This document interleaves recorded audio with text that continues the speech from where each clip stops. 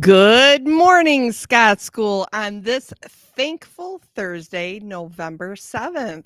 Last night was filled with many conferences, and it was a glorious night to celebrate you and all of your growth and just all the great things that you've been doing here at Scott School. So it was a wonderful night. Tonight is day two or evening two of conferences, and we're equally as excited as we were last night to talk about our students' performance here at Scott School. It's been just a wonderful, wonderful fall, and we're just thrilled to meet your adults from home and have those conversations.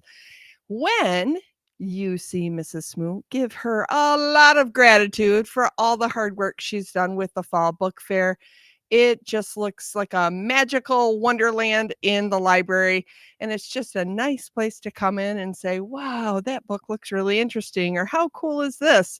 I know Mrs. Cochran, Mrs. Schwartz, and I have gotten lost in a couple of these titles and have actually flipped through the pages and went, "Wow, that's really incredible." So make sure that you're sending your gratitude and your appreciation for all of her hard work because she put a lot into that. And then have you been fab with vocab? I think you probably have because the word of the week is essential, and it's an easy one to use because it is essential that we are respectful, responsible, safe, and bucket fillers at Scott School because we need to have that happen in order to have a really, really fun community of learners where we all feel like that's a great place we want to be every single day.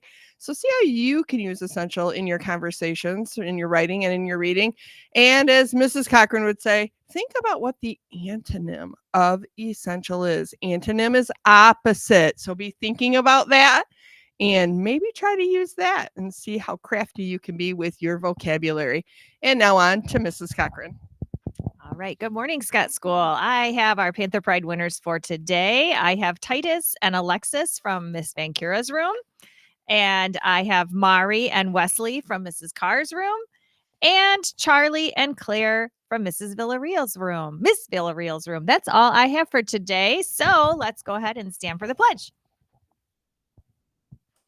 I pledge allegiance to the flag of the United States of America and to the republic for which it stands, one nation, under God, indivisible, with liberty and justice for all. Have a great day, Scott School.